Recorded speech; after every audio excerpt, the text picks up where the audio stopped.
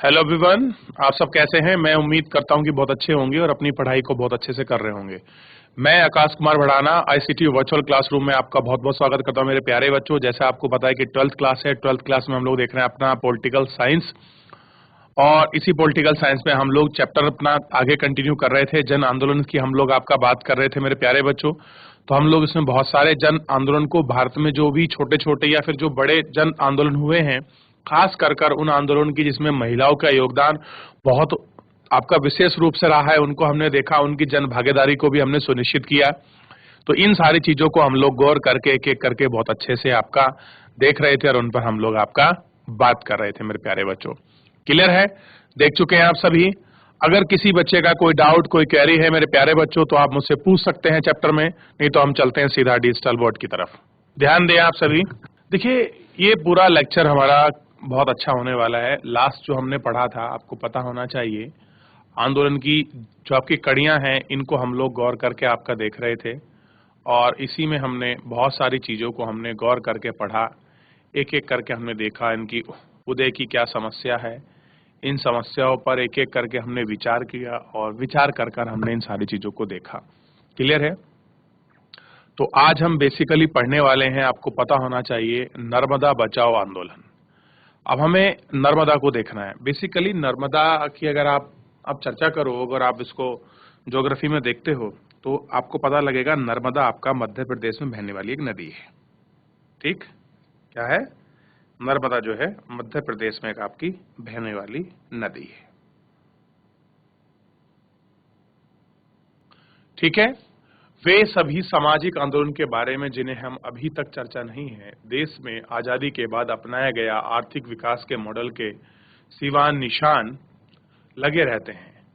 जहां एक और चिपको आंदोलन इस मॉडल में निहित पर्यावरण विनाश के मुद्दे के सामने रखा गया, वहीं दूसरी ओर किसानों ने कृषि की अनदेखी के प्रति अपना रोष प्रकट किया।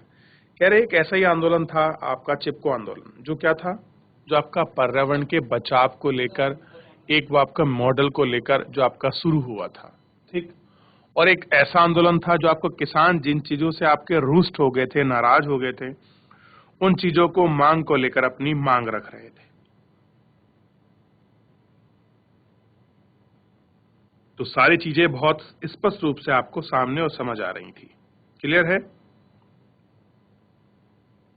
इसी तरह दलित समुदाय की सामाजिक आर्थिक परिस्थितियां उन्हें जन संघर्षों की ओर ले गईं। वहां तालाबंदी आंदोलन ने विकास के नकारात्मक पहलुओं की ओर इशारा किया, कि जो विकास के नकारात्मक जो पहलू हैं, क्या चीज हैं, उन सभी तक आपका उन्होंने आपका पहलू किया। अब इसमें थोड़ा देखिए, सरदार सरोवर बांध परियोजना बन रही है। सरदार सरोवर बांध परियोजना में आठ 8वें दशक के प्रारंभ में भारत में मध्य भाग में स्थित नर्मदा घाटी के विकास परियोजना के तहत मध्य प्रदेश, गुजरात, महाराष्ट्र से गुजरने वाली नर्मदा और उसकी सहायक नदी पर 30 बड़े, 135 मंजिले, 300 छोटे बांध बनाने का प्रस्ताव रखा गया। बेसिकली नर्मदा घाटी परियोजना के तहत क्या था, 3 राज्य आने थे, मध्य प्रदेश, गुजरात और महाराष्ट्र, और इसकी जो भी आपकी सहायक नदियां थी वो, उनमें 30 बड़े बांध बनाने थे, और इन 30 बड़ों में 135 आपके मंझले मतलब छोटे चेक डैम बनाने थे, और आपके कुछ छोटे ऐसे बांध बनाने थे जिससे पानी को स्टोर किया जा सके और लोगों को सिंचाई की सुविधा इन क्षेत्रों में उपलब्ध की जा सके। क्योंकि मध्य प्रदेश में भी सिंचाई की कमी है, गुजरात में भी और महाराष्ट्र में भी। ठीक? गुजरात के सरदार सरोवर और मध्य प्रदेश के नर्मदा सागर बांध के रूप में 2 बड़ी बहुउद्देशीय परियोजना का निर्धारण किया गया। नर्मदा नदी बचाव में नर्मदा बचाओ आंदोलन चला। इस आंदोलन ने बांधों के निर्माण का विरोध किया। नर्मदा बचाओ आंदोलन इस सवाल उठता था कि कैसा इनका अनैच्छिक है, ये चीजें ठीक नहीं है, इनका इस तरह से क्रियान्वयन, ये चीजें नहीं होनी चाहिए थी। इस तरह का जो सवाल था, वहां आपका नर्मदा को लेकर हमेशा लोगों पर उठता रहा और लोगों पर रहा।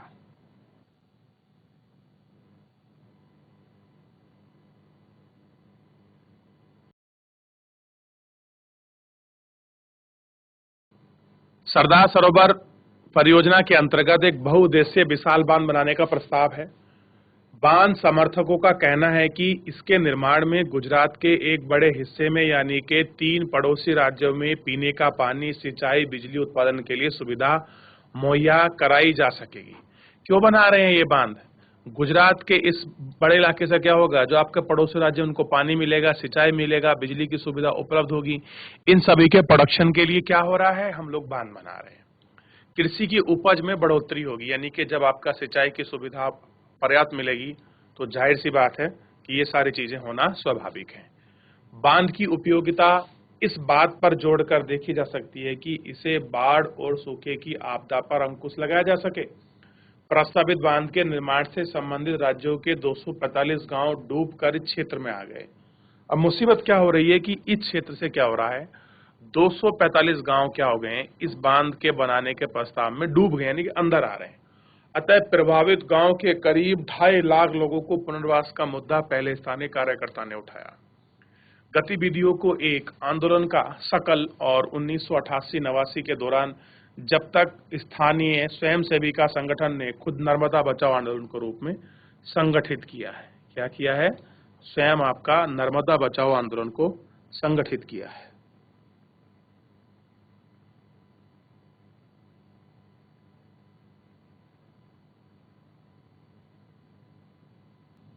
देख लिया?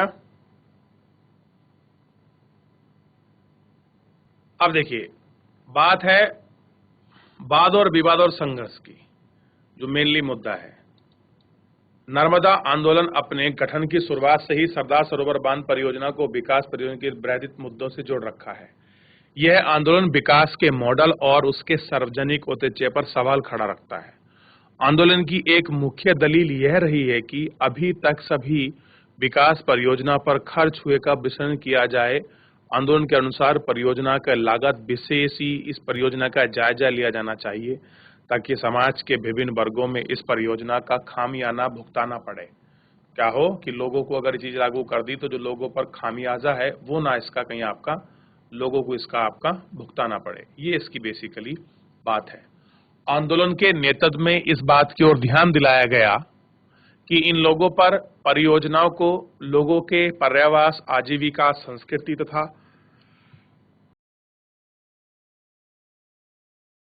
पर्यावरण पर बुरा असर पड़ रहा है। इस पर आजीविका पर, उनकी संस्कृति पर, उनके पर्यावरण पर कैसा है बुरा असर पड़ रहा है। शुरुआत में आंदोलन यह मांग रखती है कि परियोजना प्रत्यक्ष और अप्रत्यक्ष रूप से प्रभावित सभी लोगों को समुचित प्रवसन किया जाए। आंदोलन के लोगों ने इन महाकाय विकास परियोजनाओं के निर्माण प्रक्रिया पर सवाल उठाए। नर्मदा बचाओ आंदोलन ने इस बात पर जोर दिया कि परियोजना की निर्माण प्रक्रिया स्थानीय समुदाय की भागीदारी से होनी चाहिए। जल, जमीन और जैसे प्राकृतिक संसाधनों पर उनका प्रभावी नियंत्रण होना चाहिए। आंदोलन ने एक महत्वपूर्ण सवाल यह भी है कि लोकतंत्र में कुछ लोगों के लाभ अन्य लोगों के नुकसान नहीं उठने चाहिए। इस तरह के सवालों से जूझते हुए आंदोलन ने पुनर्वास की मांग को आगे कदम बढ़ाया है और आंदोलन बड़े बांधों की ओर खुली मुराफत की है। ठीक, कि कैसे चीजें बढ़ रही हैं, कैसे चीजें हैं, इनकी तरफ ये आगे बढ़े हैं।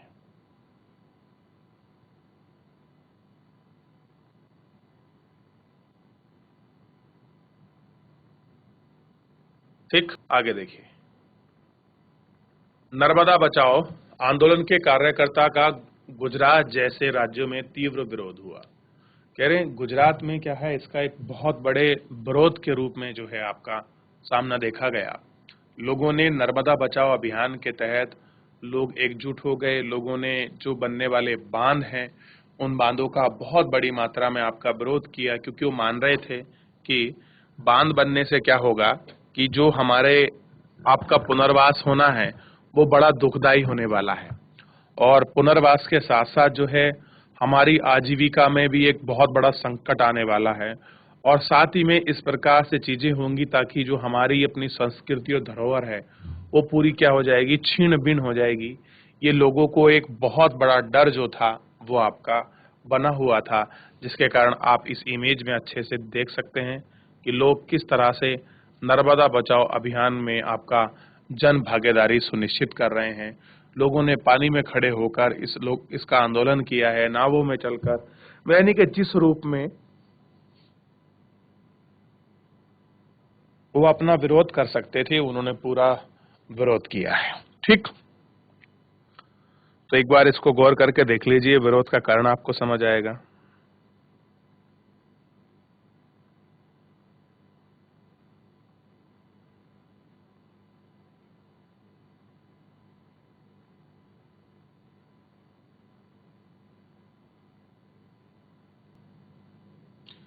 देख लिया इतना?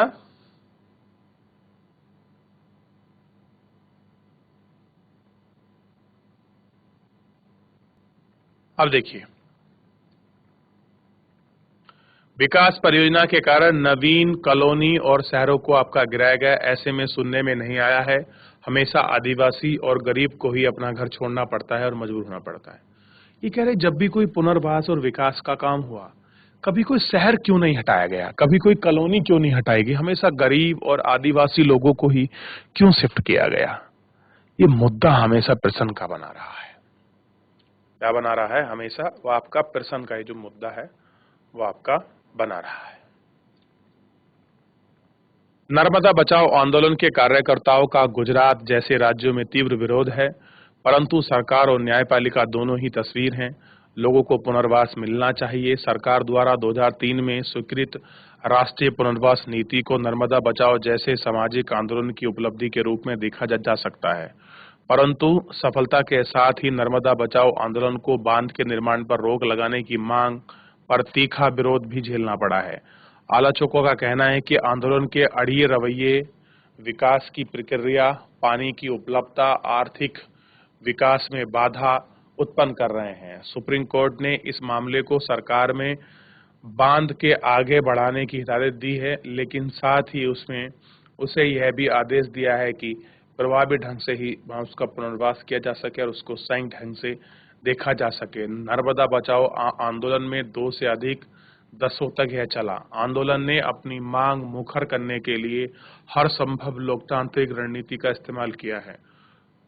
आंदोलन ने इस बात न्यायपालिका से लेकर राष्ट्रीय मंचों तक उठाई है। आंदोलन की समझ इतनी जनता के सामने मुखर करने के नेतृत्व में सामाजिक रैलियों तथा सत्याग्रह जैसे तरीकों का भी विभिन्न प्रयोग हुआ, परंतु विपक्षी दलों सहित मुख्यधारा के राजनीतिक पार्टियों के बीच आंदोलन की कोई खास जगह नहीं बनी। वास्तव में नर्मदा आंदोलन की विकास रेखा भारतीय राजनीति की सामाजिक आंदोलन और राजनीतिक दलों के बीच निरंतर दूरी बढ़ने का बयान तय करती है।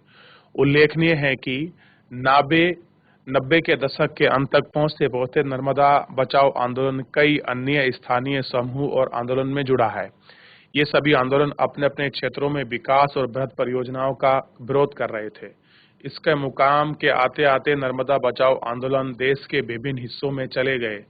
धर्मार्थ आंदोलन का गठन का भी क्या बन गया, महत्वपूर्ण जो अंग है वो आपका बन गया। ठीक, तो ये सारी चीजें हमें इस आंदोलन के अंतर्गत देखने के लिए मिली हैं। तो एक बार इसको आप गौर करके थोड़ा सा आंदोलन को जितना भी हमने पढ़ा है इस पूरी पृष्ठभूमि पर गौर करिए। जितना हमने शुरू किया है इसमें कोई आपका डाउट, कोई क्वेरी बनती है तो मेरे प्यारे बच्चों आप बेहिचक बिना डरे आप ये अपना क्वेश्चन, ये क्वेरी आप मुझसे पूछ सकते हैं।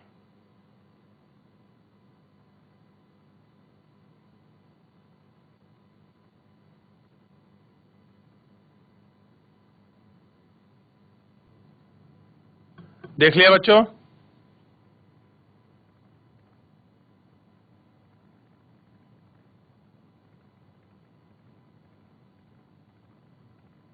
आगे बढ़ जाएं।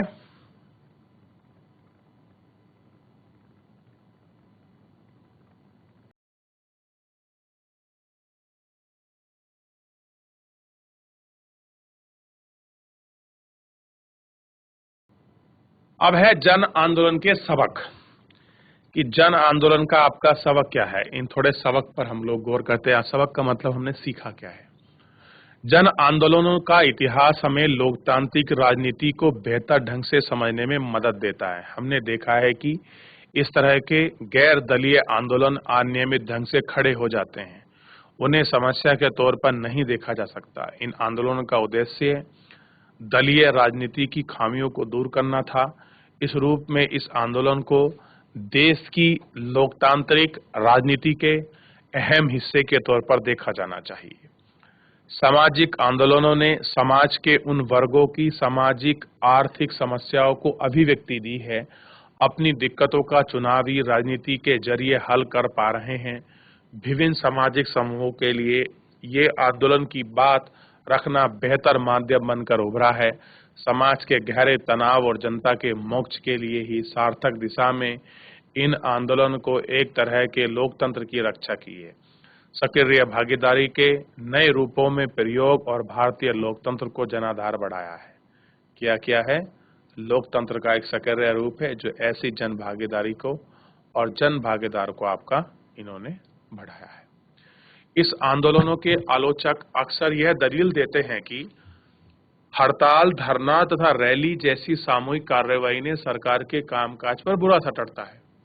उनके अनुसार इस तरह की गतिविधियों से सरकार की निर्माण प्रक्रिया बाधित होती है तथा रोजमर्रा की लोकतांत्रिक व्यवस्था भंग होती है। इस तरह की दलीलें एक और गहरे सवाल को जन्म देती हैं और यह सवाल यह है कि जन आंदोलन ऐसी मुखर सामूहिक गतिविधियों का सहारा क्यों लेते हैं। इस अध्याय में हम यह भी देखेंगे कि जन आंदोलन जनता के जायजे मांग कानून के नुमाइंदगी बनकर उभरते हैं और उन्हें नागरिकों के लिए एक बड़े समूह के साथ जोड़ने में कामयाबी हासिल होती है। कैसी होती है? एक नगर समूह से जोड़ने में जो है उनकी कामयाबी जो है उनको मिलती है और वो हासिल होती है। ठीक,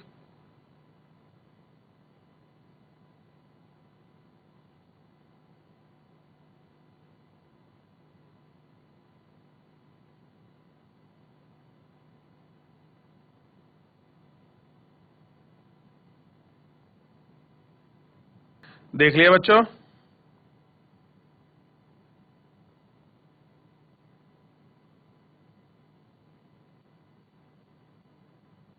चलिए आगे बढ़े। अब कह रहे सवाल क्या है, आखिर आंदोलन की ऐसी मुख्य गतिविधियों का सहारा लेते ही क्यों है। इस अध्याय में हमने देखा है कि जन आंदोलन जनता का जायजा मांग के नुमाइंदगी बनकर उभरते हैं और उन्हें नागरिकों के एक बड़े समूह के साथ अपने हाथ जोड़ने में कामयाबी हासिल की है। कैसे की है? एक कामयाबी जो है हासिल की है। हमें यह बात पर ध्यान देना चाहिए कि इन्हीं जन आंदोलन द्वारा लामबंद किए जाने वाली जनता सामाजिक और आर्थिक रूप से वंचित तथा आधारहीन वर्गों से संबंधित रखती है। जनता आंदोलन द्वारा अपने तरीकों गैर तरीकों के जाहिर हैं। रोजमर्रा की लोकतांत्रिक प्रक्रियाओं में इन्हें वंचित समूहों से अपनी कहने का पर्याप्त मौका नहीं मिलता था। यही कारण है कि समूह चुनावी शासन समूह से अलग जन कार्रवाई द्वारा लामबंदी की रणनीति अपनाते हैं। कह रहे हैं कि इस तरह से रणनीति अपनाते हैं ताकि वो सरकार के सामने अपनी चीजों को समक्ष रख सकें। मुद्दा ये भी है आखिर में ये नौबती क्यों आती है। ऐसा क्यों नहीं है कि ये चीजें खड़ी ना हो, ये मुद्दे उत्पन्न ही ना हो, तो फिर ये इन सब चीजों की जरूरत क्या है। ठीक, कह रहे हैं कि आखिर में इन सब चीजों की आपकी जरूरत ही क्या है। तो आप देखते हैं कि कहीं ना कहीं ये आंदोलन, कहीं ना कहीं ये मुद्दे एक दूसरे से जुड़े होते हैं।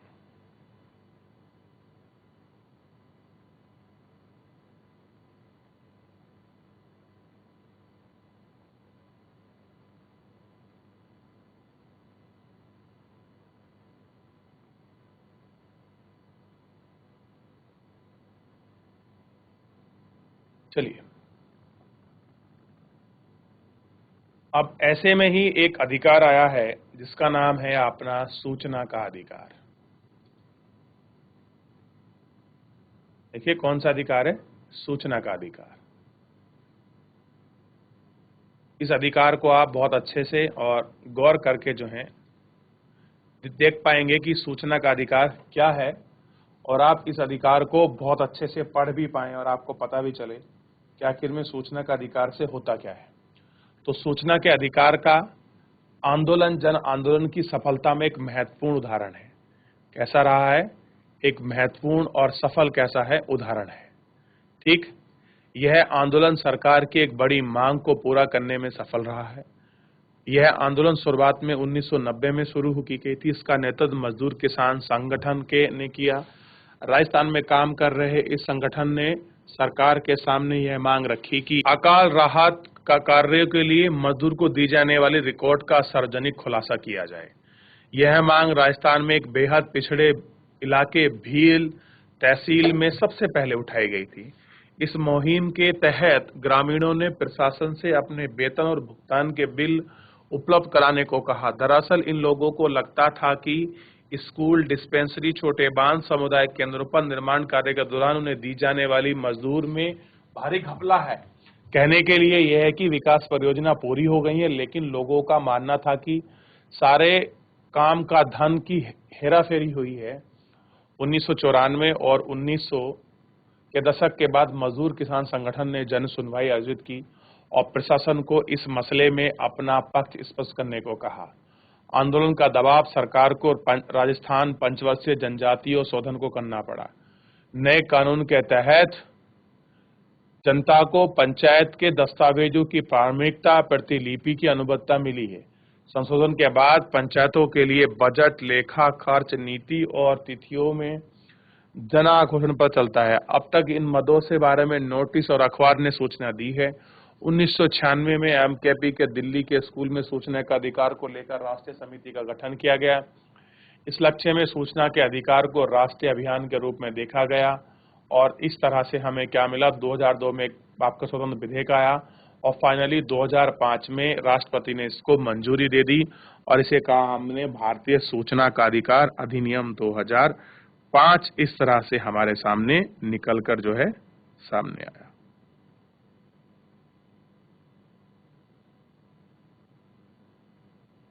ठीक, तो इस अधिकार को और सूचना के अधिकार को आप बहुत गौर करके जो है थोड़ा सा अच्छे से इसको पढ़ सकते हैं और अच्छे से इसको देख भी सकते हैं।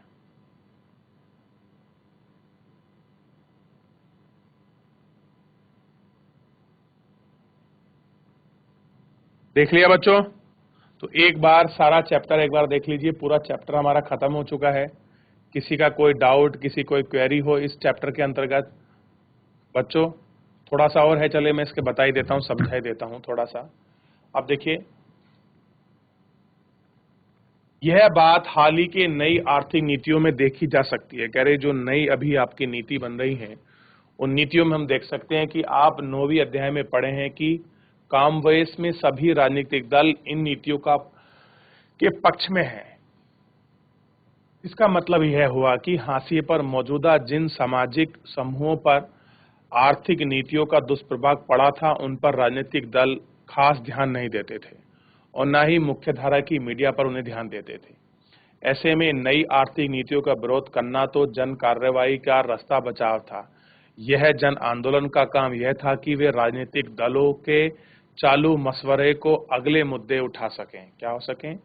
जो नया मुद्दा है वो आपका उसे उठा सकें और इन मुद्दों का सहारा बना सकें।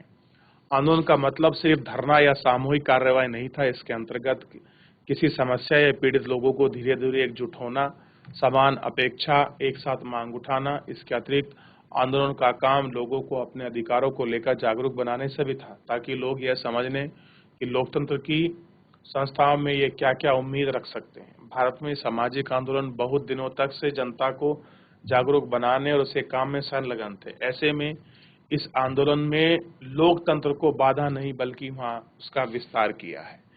किंतु कुल मिलाकर सार्वजनिक नीतियों में इस आंदोलन का असर काफी सीमित रहा है। इसका कारण यह है कि समकालीन सामाजिक आंदोलन किसी मुद्दे के इर्द गिर्द ही जनता को लामबंदी करते थे। इस तरह के वे सामाजिक किसी एक वर्ग का प्रतिनिधित्व कर पाते थे।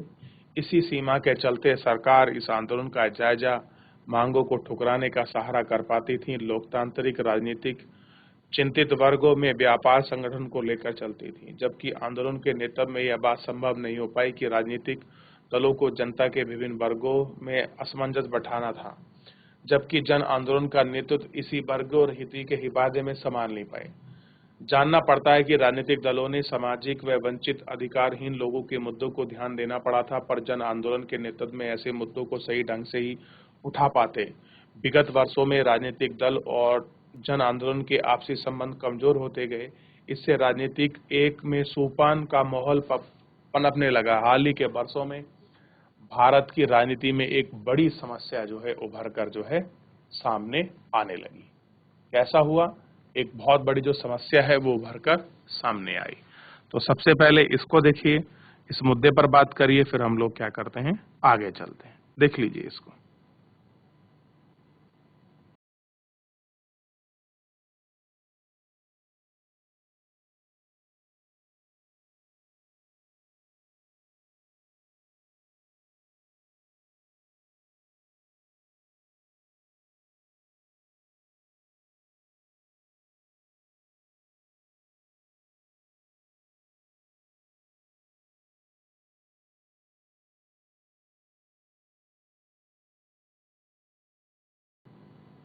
देख लिया बच्चों? किसी को डाउट, किसी कोई क्वेरी?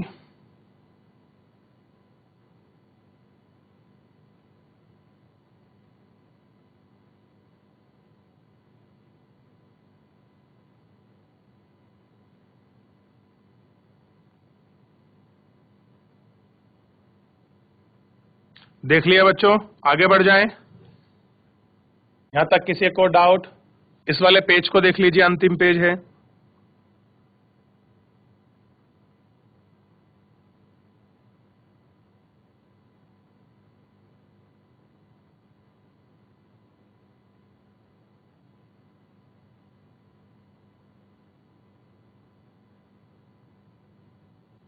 चैप्टर पूरा आपका समाप्त हो गया है। मैं फिर एक बार आप लोगों से कहना चाहूंगा, मेरे प्यारे बच्चों, किसी को अगर कोई भी डाउट चैप्टर में रहा है, कोई भी क्वेरी ऐसी है जो आपको समझ नहीं आई है, मेरे प्यारे बच्चों, आप इसे देख सकते हैं, चैप्टर को पढ़ सकते हैं, चैप्टर को समझ सकते हैं। कोई भी ऐसी क्वेरी, कोई भी ऐसा प्रश्न, आपका कोई भी डाउट जो आपको चैप्टर में समझ नहीं आया हो, ठीक है, आप मुझसे पूछ सकते हैं बिना हिचकिचाहट के, बिना किसी डाउट्स के।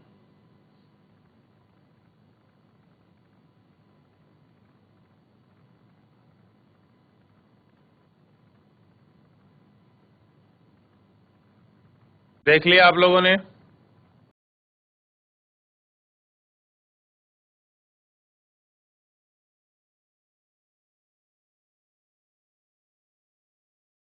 कोई बच्चा किसी भी स्कूल से? अगर किसी को डाउट है,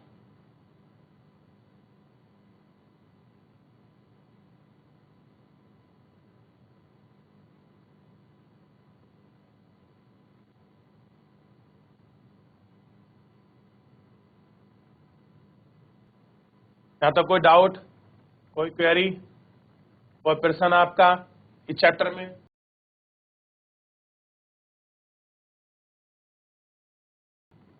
तो आज का जो हमारा पूरा सेशन था, पूरा जो चैप्टर था जन आंदोलन, उसको हमने बहुत अच्छे से देख लिया।